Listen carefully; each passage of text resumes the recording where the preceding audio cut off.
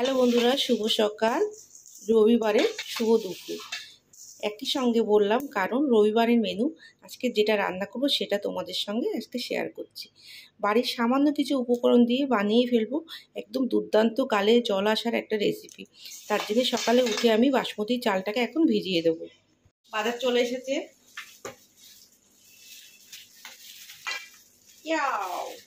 রবিবারের মাটন চলে এসেছে। এখানে চাল তো ভিজানো হয়ে গেছে, তোমরা জানো। মাটন দিয়ে বাসমতি চাল দিয়ে মাটন দিয়ে কি হবে পুরো দেখতে থাকো। অবশ্যই বানিয়ে ফেলো, ঝটপট করে বানিয়ে রবিবারের দুপুরটা একদিন ভালো জমিয়ে খেয়ে নিও। মাটনটা ধুয়ে প্রেসারে দিয়ে দিলাম, তার সঙ্গে দিলাম 1 চামচ লবণ, অল্প পরিমাণে লবণ দিয়ে দিলাম, কারণ মাটনটাকে এখন আমি 4টে সিটি মেরে বয়েল করে নেবো। আর দিয়ে দিলাম একটু এই 1/2 চামচ হলুদ দিয়ে আমি 4টে সিটি মেরে মাটনটাকে সুন্দর করে এখন বয়েল করে নেব। দুপুর 12টায় 20, এখনও গুড মর্নিং হয়নি। আমার সোনামার খাট থেকে উঠে চলে এসছে সোজা ছোপার মধ্যে শুতে। আর দেখো শুয়ে শুয়ে আঙুল খাচ্ছে, আঙুল।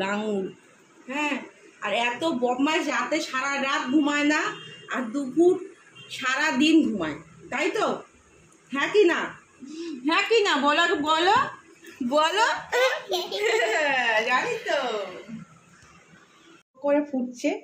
আর এখানে আমি দিয়ে দিচ্ছি তেজপাতা, এখানে দারচিনি, লবঙ্গ, এলাচ এবং অনেকটা পরিমাণ নুন। আর তার সঙ্গে দিয়ে দেব সাদা তেল। এটা ফুটবে, এবারে দিয়ে দেবো এর মধ্যে চালটা। খুব ভালো করে ধুয়ে নিয়েছি, 1 থেকে 1.5 ঘন্টা ভিজিয়ে রেখেছিলাম। এবার চালটা দিয়ে ভাতটা করে দেবো, সুন্দর করে ঝুরঝুরে ভাত করে দেবো।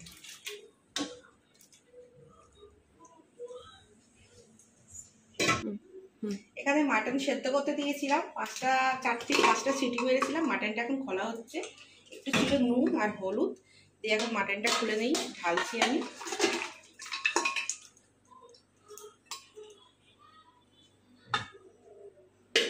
এখান থেকে মাটনের জুসটা আমি আলাদা করে নেব। থেকে সেদ্ধ যে জুসটা এখন বের করে রেখে দিলাম ঢেলে। আর এখানে রয়েছে টক দই, ওই 250 প্যাকেট, এটা 200 মতন দেব। 200 টক দই দিয়ে দিলাম, দিয়ে এটাকে এখন বয়েল মাংসটাকে মেখে রাখবো।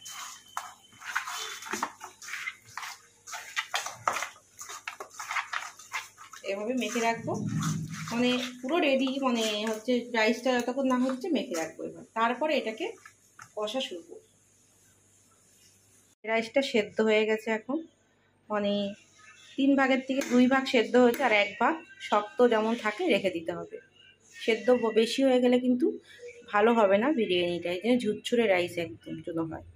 এখানে নুন আর হলুদ দিয়ে জলটা ফুটছে, এখানে কোনো ফুড কালার ব্যবহার হবে না। আর আমি এখানে একদম দেখতে এক গোল গোল সাইজে আলু, খুব বড় না, মিডিয়াম সাইজের আলু ছাড়িয়ে ধুয়েও নিয়েছি। আর এখানে যে জলটা ফুটছে এখানে দিয়ে দেবো। ফুড কালারের বদলে আমরা হলুদ ব্যবহার করব, এখানেই হয়ে যাবে। আলুটা হাফ বয়েল করে নেব। এখানে নিয়েছি 4টে পেঁয়াজ, এখানে পেঁয়াজটাকে কুচু কুচু করে কেটে পেঁয়াজ বাস্তা করে নেব। আর নিয়েছি 1টা রসুন আর একটু আদা, মশলাও কম হবে।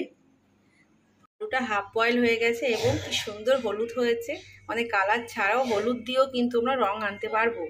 আর এখানে তেল বসিয়ে দিয়েছি, এবার তেলটাও গরম হয়ে গেছে। এই যে এখানে পেঁয়াজটা কেটেছি 4টে পেঁয়াজ, এখানে আমি এখন পেঁয়াজ বাস্তা করে নেব। একদম মচমচি করে লাল করে পেঁয়াজটাকে আমি ভেজে নেব। মাংসতে এবং বিরিয়ানিতে দুটোতেই এই পেঁয়াজটাই ব্যবহার করব।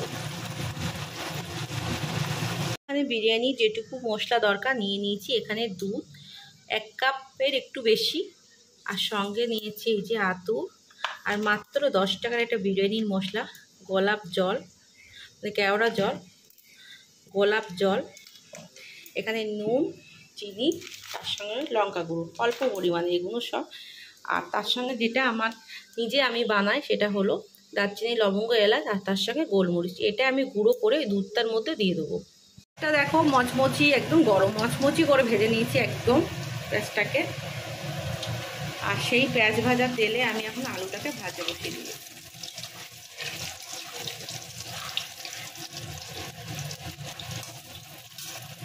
দেখো আলুটা পুরো লাল লাল করে ভাজা হয়েছে, বেশ সুন্দর আলুটা কিন্তু ভাজা হয়েছে। এবার এখানে যে তেলটা রয়েছে এই তেলের মধ্যে আমি একদম পুরো মাটনটা বসিয়ে দেব। আদা আর রসুন দিয়েছি তেলের মধ্যে।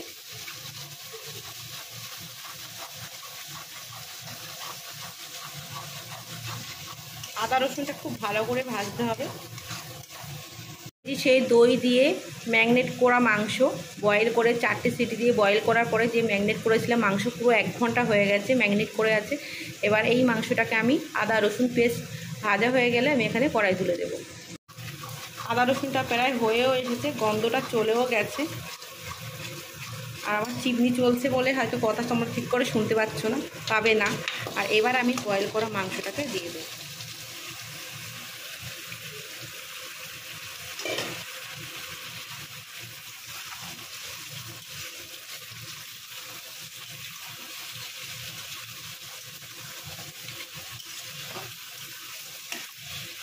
একবার যদি বাড়িতে কষ্ট করে হালকা মশলায় বাড়িতে সামান্য উপকরণ দিয়ে বানানো যায়, বাড়ির সবাই একসঙ্গে বসে দারুণ দুপুরের মেনু হয়ে যাবে। কিন্তু রেস্টুরেন্টের দিকে অনেকটা কম খরচা এবং সবাই মিলে খেতে পারবে। আমি এখানে 1 কিলো মটন 500 চাল নিয়েছি। আমি এখানে দিয়েছি লঙ্কা গুঁড়ো, জিরে গুঁড়ো, হলুদ গুঁড়ো দিয়ে এবার সমস্ত দিয়ে সুন্দর করে এখানে কষাতে থাকি। আর এখানে রয়েছে একটু সেই মাটনের যে জলটা ছিল না, ওটাও কিন্তু আমি এখন দেবো না। এখন যেটা দেবো দই দিয়ে মেখে রেখেছিলাম, যেটা দইয়ের গামলা ধোয়া জল। আমরা বাঙালি, আমরা কিচ্ছু ছাড়ি না, ধুয়ে মুছেও দিয়ে দিই। এবার এটা দিয়ে কষবো। মাটনের যে জলটা, যে জুসটা আমি বের করে রেখেছিলাম, ওটা কিন্তু এখন একদম না, ওটা দেবো একদম মাংস কষা হয়ে আসবে ঠিক তখন। মাটনটা কষতে কষতে তেল ছেড়ে দিয়েছে। এবার যে সেদ্ধ করার পরে যে জলটা বেরিয়েছিল জুস, সেই জলটা দিয়ে দেবো। মাঝে একটু লবণটা দেখে লবণটা দিয়েছি। এবার এটা দিয়ে এত কষা করতে হবে, কষে কষে পুরো শুকনো হয়ে যাবে। 1 পিস মাটন নিচে, বাহ কি গরম। এবার এটা দিয়ে খুব ভালো করে কষতে হবে। চলো আমরা কষতে থাকি, কষার পরে তোমাদের দেখাই। মাটনটা কষতে কষতে দিয়ে দেবো আর কয়েকটা জিনিস। যে পেঁয়াজ রেখেছিলাম বাস্তা করে, এখান থেকে দিয়ে দিলাম কিছুটা। এখানে দিয়ে দেবো, দেখতে পাচ্ছ, গোলাপ জল।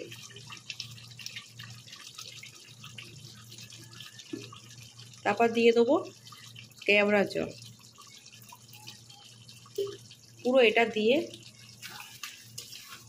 কষতে থাকতে হবে যতক্ষণ এটা শুকনো না হচ্ছে, পুরো শুকনো তেল না ছাড়ছে।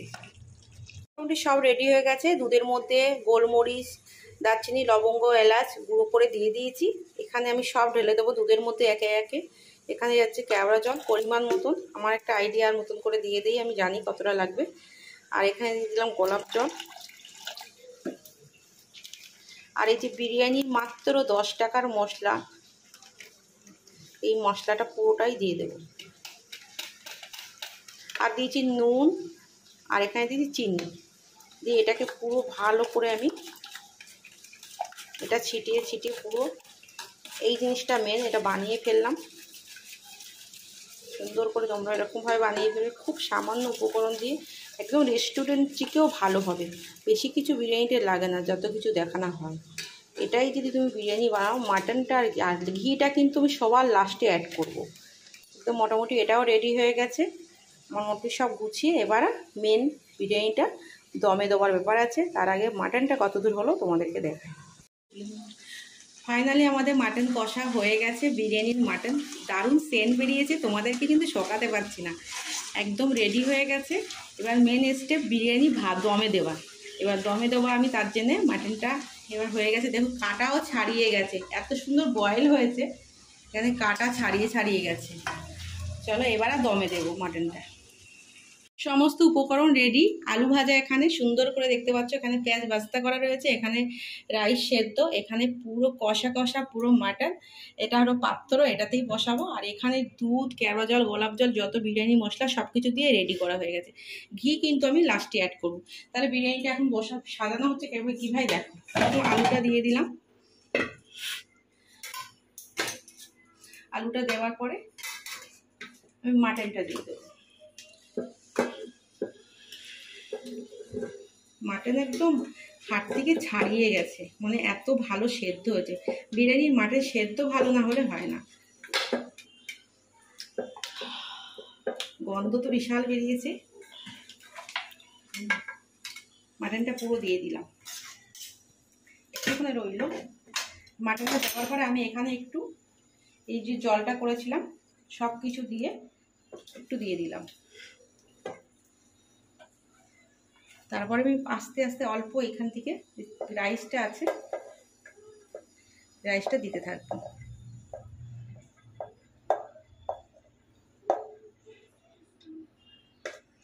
রাইসটা পরিমাণ মতো কিছুটা দিয়ে নিলাম।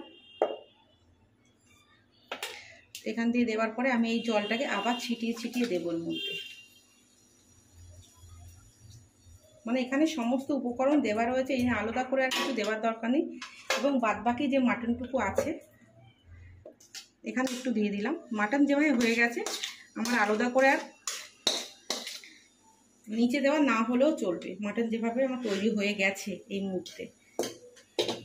এবার এর উপরে একটু পেঁয়াজ ছড়িয়ে দিলাম। মাটনটা আমি বেশি ভাগটা নিচে দিয়েছি, অল্প করে ওপরে দিলাম।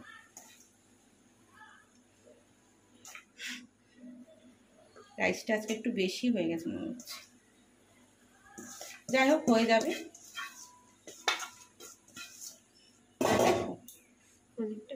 অনেকটা বেশি হয়েছে রাইসটা আজকে আমার। মাটনটা 1 কিলো রয়েছে, 1 কিলো মাটনই করা হয় যখনই করি। এবার পুরো পেঁয়াজের যে বস্তা করা আছে আমি সুন্দর করে এবার ছড়িয়ে দেব। এবার যে মশলাটা রয়েছে, জলটা, দুধ, এটা অ্যাকচুয়ালি জল না কিন্তু পুরোটা দুধের মধ্যে সব কিছু দিয়ে এভাবে সাজিয়ে দেব।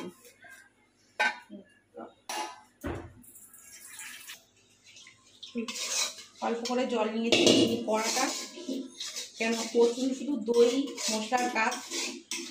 দোকানে কিন্তু যাই করো সেটা শেয়ার করে না, কিন্তু আমি এই জলটাকে সুন্দর করে দিয়ে দেবো এর ভেতরে। পুরো রেডি। ঘি কিন্তু সবার লাস্টে পড়বে। আর একটা জিনিস এখনো পড়েনি, বিরিয়ানি মেন জিনিস, সেটা এখনো আমি দেইনি। ছোট্ট একটা আতর দেখতে পাচ্ছ, মাত্র 10 টাকা, বেশি দামও না কিন্তু। এবার এটাকে আমি এরকম ফাঁক করে এখানে 2 ফোঁটা, এখানে 2 ফোঁটা, এখানে 2 ফোঁটা, দুপুরে এরকমভাবে একটু একটু করে সব জায়গায় দিয়ে দেবো। দেওয়া হয়ে গেল। ঘির কাপ একটুও ঘি দিলাম না। ঘিটা দেবো যখন তখন তোমাদের সঙ্গে আবার দমে দিই, দম থেকে নামিয়ে ঘি দেবো। গ্যাসটা চালিয়ে দিলাম, মাত্র বেশি না 5 থেকে 7 মিনিট এটা বসিয়ে দিলাম, বেশি না 5 মিনিট খুব হাই ফ্লেমে জ্বলবে এবং ঢাকিয়ে দেবো। এবার আমি এরকমভাবে একটা পাত্র যেটা দিয়ে হাওয়া না বেরোয় সেরকমভাবে ঢাকিয়ে দেবো। দিয়ে কিচ্ছু না, আটা টাটা কিচ্ছু দেওয়ার দরকার নেই, একটা শিলের নোড়া চাপিয়ে দেবো। ব্যাস, বিরিয়ানি দম দিতে থাকুক। ততক্ষণ আমি আমার এখানে 1 গাদা বাসন, আমি তো ঘেমে ঘুমে একাকার, তোমরা দেখতে পাচ্ছ। আর এখানে এত বাসন কিছুটা মেজে রাখি, কাজের লোকের নিয়ে আসে থাকলে বেসিন ভরে যাবে। আমি এখন বাসন মাজতে থাকি আর ততক্ষণ আমার বিরিয়ানিটা দম হতে থাকে। একদম দম দেওয়ার পরে আমি স্নান করে চলে এলাম। এই দেখ, এখানে ঘিটা অ্যাড করবো, ঘিটা দেওয়া হয়নি।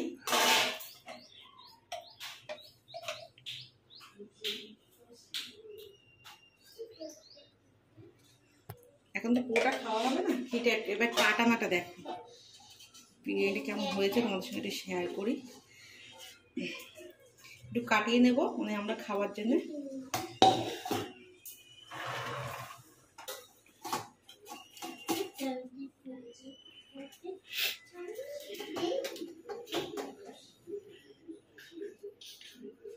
মাটন বেরোচ্ছে বেড়া, মাটন আলু সব নিচে এগুলো।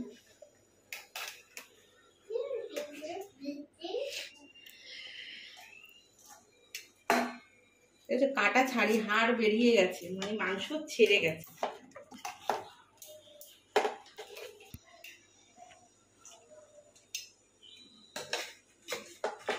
ব্যাস, আর বেশি কাটাবো না, হয়ে গেছে। আর তার সঙ্গে রয়েছে স্যালাড, সাজিয়ে দিই আবার।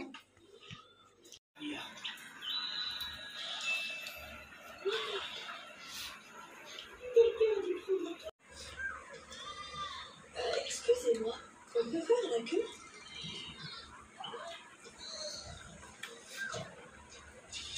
Avez-vous pris l'argent de Madame Pont?